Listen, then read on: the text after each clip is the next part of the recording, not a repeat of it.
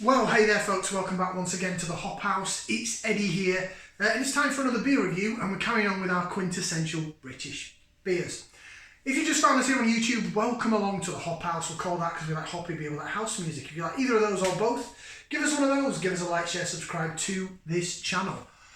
Okay, so we're going to a brewery that's been around for a good few years actually, and they're based in Suffolk. And we're going for their bitter. So we're looking at a sort of traditional British bitter from a brewery that's got a bit more modern in its style. It's gone a bit on the craft side as well as the modern, but we're looking at the modern side of it now. Right, I'll show you what we're reviewing. So it's from Adnam's Brewery that are based in Southwold in Suffolk, and it's their Southwold Bitter. It is the best bitter, coming in at 4.1%. It says that there. In a 500ml bottle, and it's got the Adnam's crest on the bottle cap on the crown. I got this in... where did I get it? Morrison's? Asda. I got it in Asda. I went to an Asda on the way home from work because my Asda's rubbish. And I got some of their, finally got some of their 440ml cans. They're going to come up on the channel. But I got this as well, I got Southwold Bitter, so I thought I'm going to stick this in my Quintessential British Ales. Best before November 2022, so it's got loads of time left on it. So Quintessential British Ales, basically, for example, if you may have a friend or family member from abroad coming over to the UK, and might be for the first time, might not be, but you think, you know what, I'm going to introduce them to some typical British beer. More traditional stuff rather than the hop forward sort of American don't want to say cast-offs, but you know, craft beer with American hops. This is more British. Good old Blighty. Right, let's get it out in the glass. I've got the shipyard glass for this one. I thought Adnam's sort of near the sea, makes sense. It's pouring amber. It's clear.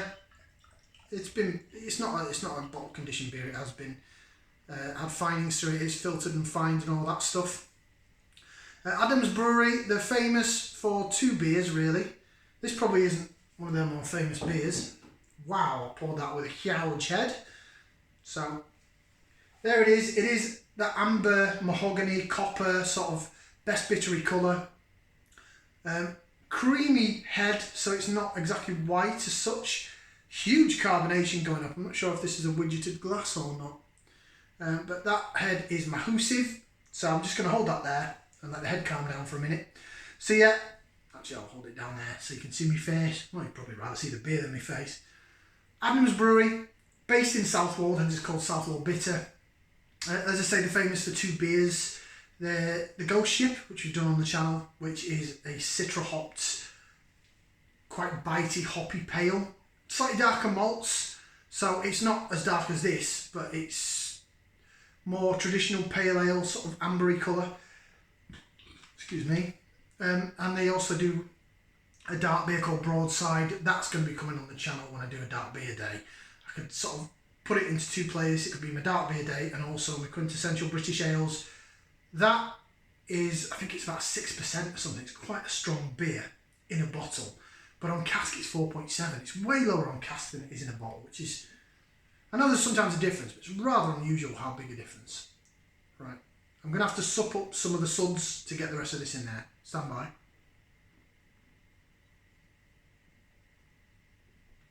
I guarantee I didn't get any beer there. I just got froth. So there you go then, there's your beer in the glass. It's been in my shed. It's got a bit of chilled haze on it because it's cold this time of year. My shed's kept it nice and cold. So it's probably slightly colder than cellar temperature because it is misting up a bit. But I like my beers cold. I know certain beers you should have a bit warmer. It's been out the shed probably about half an hour or so. So it's been out there a while. And it's warmer in the house. We've got the radiators on. It's cold, that knows. Right, so that's what it looks like. There's still some rocking carbonation going up the middle there. But yeah, it's amber, sort of clear, see-through, amber, mahogany, copper, sort of coloured best bitter. 4.1%. Right, let's go for some aroma. We're going to get that in there. We're going to give it a whiff and see what we can sniff.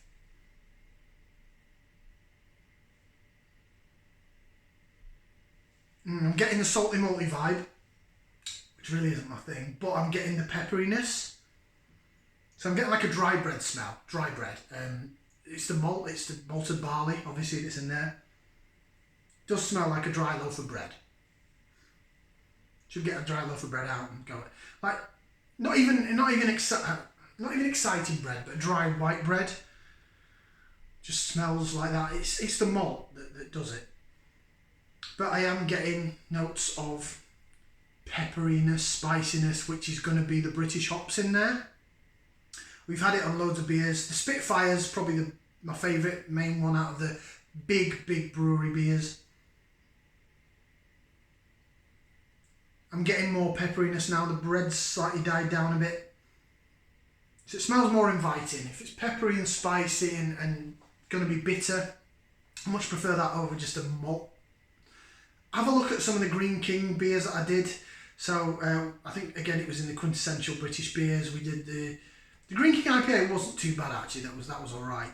But the Old Speckled Hen, and then I did the Green King Abbot Ale versus Abbot Reserve. The Abbot Reserve was decent. The normal Abbot Ale, fodder.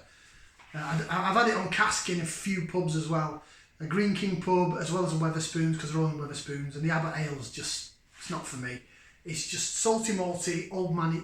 I don't want to say old manny, but salty malty, traditional and boring. It's dull. It's not exciting for me, my tastes. My opinion, probably nothing wrong with the way it's brewed, it's just not for me. Right, let's go and get some tastes on this beer though. Enough talking about Green King. I know they're in the same county as Adnam's, but I think Adnam's do it a little bit better. Bottoms up, down the hatch.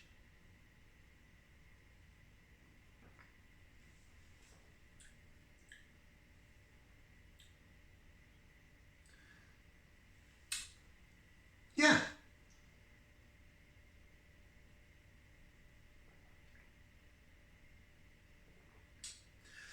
So the flavour on this that I like is all in the back end, in the aftertaste, back of the palate. So granted, body-wise it's sort of thin. I mean, I'm talking about a 4% traditional British best bitter here. You know, I'm used to having the bloody hop-forward pale ale, American IPA, Christ knows what. So this is always going to have a thinner body. It just is. You're getting that sort of dry bread, boring, salty, malty taste down the middle of the tongue. It's there and it's really prominent.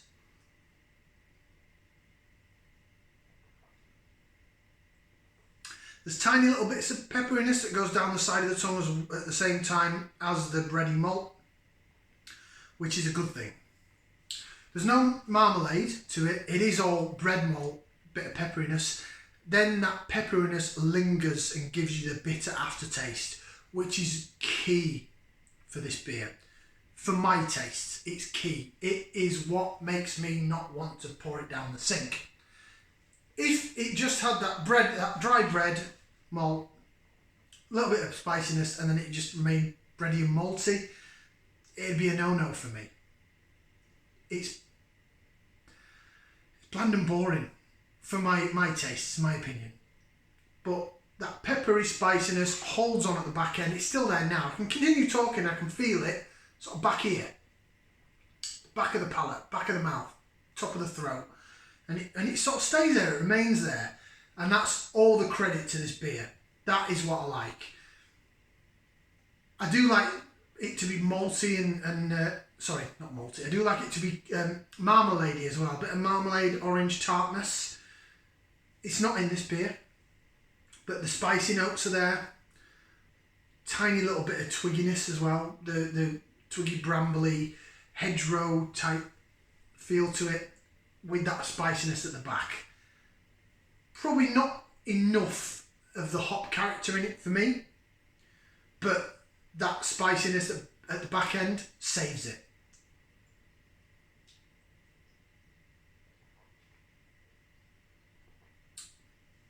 Do a bit of lace division. So that's why we jig it around in the glass, see how it laces.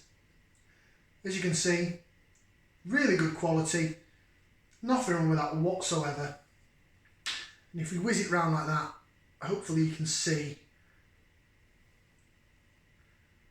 how the head holds and how the bottom of the head, the bubbles rise up to meet it. I do it in every video, but it still amazes me every time I see it. So, now I've jigged it more, definitely getting more of that spicy aroma. It's really coming out.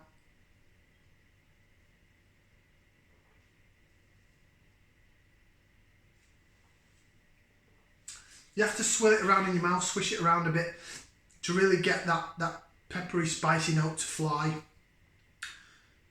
It is quite malty, this one, but the pepperiness saves it. So, rating wise,